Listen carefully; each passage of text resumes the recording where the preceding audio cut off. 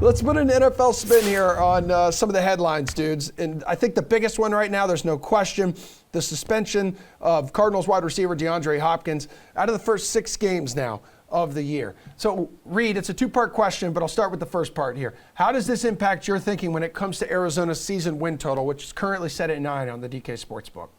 Yeah, I mean, it definitely bothers it a little bit, right? Because I think it bothers the quarterback, and we don't even know exactly, right? Because Kyler Murray's mentioned, I think today, guys, that he's not going to play unless a new contract is put in place. So the Cardinals have a lot of things to iron out, and currently set at 9 out of a 17-game season. Like, it's not bad, and we know how the Cardinals did before Kyler Murray got hurt. But without DeAndre Hopkins, that's really where we saw Kyler Murray put more pressure on himself, maybe running a little bit more, and that's when he gets hurt. It's when he gets banged up. So, yeah, it definitely affects me. It affects this line, especially in this division. It's still a tough one. Okay, Pearce, do you feel more like going under than maybe you did before? Maybe you were in that neck of the woods before. I think they can definitely go over this number. I know the division is tough. I wasn't very bullish on Hopkins, and I don't think Hopkins was bullish on himself if he was using PEDs. Hollywood is definitely an upgrade to this offense. They've got 2 tight ends in Ertz and maybe Max Williams who could have a solid impact. And I really we don't talk a lot about Edmonds leaving, but I think that's ultimately going to benefit this offense. You put James Conner out there, and defenses are going to have to honor the run more. That's going to open up passing lanes. Also with Edmonds, you had a lot more check down passes. And when you've got the check down running back, that prevents Murray from running the ball, which is a strength of this team. If there's going to be upside or potential, it's when Murray is running loose. He wasn't doing that when Chase Edmonds was on the field. So I think that James Conner playing more snaps is going to really elevate this offense. And obviously Hollywood's going to help him too. Yeah. And look, based off too what Pearce just said, Hollywood played with Kyler Murray at Oklahoma, right? So they already have a connection. He's got, I think you can probably pencil him for about 7 targets per game. And Zach Ertz, that was the name that Pearce just mentioned. You talk about what he did when Hopkins was out last year. He was fantastic in that stretch when Hopkins wasn't playing. Where it's really going to hurt the Cardinals is the red zone without Hopkins. I mean, 27 red zone targets, 9 of his 14 touchdowns came in the red zone. So this is going to be massive. But Hollywood Brown, these guys have a connection already. Okay, so you like his increased fantasy value now, Reid. And Pearce, you do as well? Yes, I do.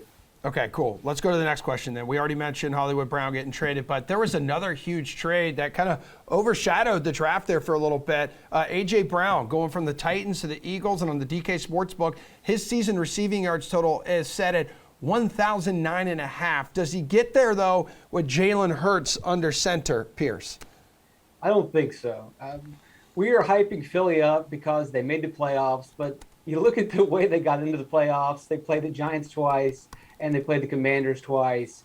They weren't really a good playoff team, and they had all these draft picks, so there's just this Philly hype train. If we just go back to last season, we'll remember that he had a QB rating under 50. He looked terrible most of the time. Jalen Hurts is not a good quarterback. His intended air yards are 4th, which is good, but we look at completed air yards, he ranks 14th. So he doesn't complete very many passes. Now, you can blame the wide receivers if you want, but Hurts just has not been a great passer. That's not going to bode well for A.J. Brown. And then let us not forget that Philadelphia loves to run the ball. They run the ball constantly. And so when they do pass, they don't complete passes. And then if that's not enough, the offensive line is terrible. Carson Wentz got run out of town because he was getting sacked every single play. That really didn't change with Jalen Hurts. He faced a 26% pressure rate last season. I know it's exciting in the offseason to hype up Philadelphia, but all the problems that existed last season, they're still there. I think this is a downgrade for Brown. Okay, Reid, how difficult? Okay, you're shocked at what Pearce just said, so you don't see it being as difficult to hit this mark? No, not at all. I mean, he goes from one team to runs the ball the most and basically in the NFL with Derrick Henry. I mean, who loves to run the ball more than Tennessee and Mike Vrabel and Derrick Henry? And Ryan Tannehill, yes, you talk about a pure pocket passer, he's better than Jalen Hurts.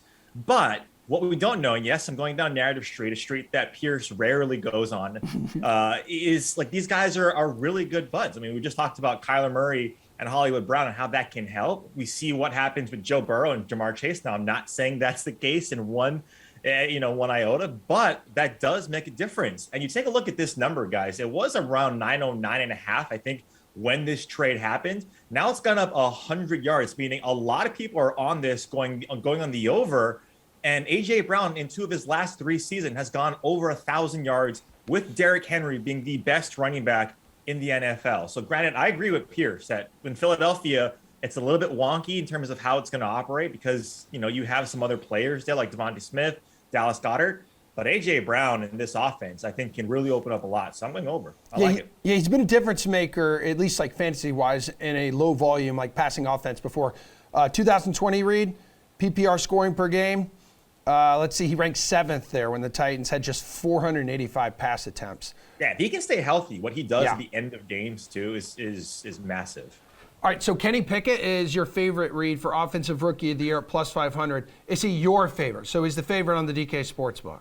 No, he is not my favorite because he has a tough battle with Mitchell Trubisky for the starting position, and we don't know when that's going to happen. So I'm going to Breece Hall at plus 900 currently with the Jets. I know Pearce is going to say the Jets are a millennial pick. Everyone's picking the Jets because of what they did in the draft. But you take a look at what they did, right? Third pick in the 2nd round. And the reason why I like him the most is he has the clearest path to getting the most production earliest of the guys who I think has the talent to be Offensive Rookie of the Year. Michael Carter was a borderline, decent receiver, right, out of the backfield. The yards per route run was 1.5, basically, which is just below Alvin Kamara.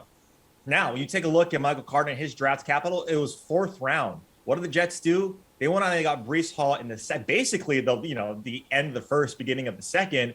And so when you take a look at that, right, and what Breece Hall can do in this offense, and you have all the other wide receivers out there that these guys have to face, and Robert Salah and this offense wanting to mitigate the mistakes from Zach Wilson, I think Breece Hall has a really good chance to be that guy in a 3-down role.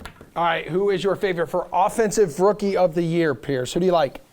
Let's follow last season's blueprint. You have Jamar Chase, who joins a solid wide receiver crew, and T. Higgins and Tyler Boyd, and has a tremendous season. So you look at the Saints, and Chris Olave is going to – now, a lot of this depends on health of Jameis Winston and Michael Thomas, but if Thomas is healthy and Winston is healthy and he slots in, they're not going to be able to put bracket coverage on him. He's going to be open often.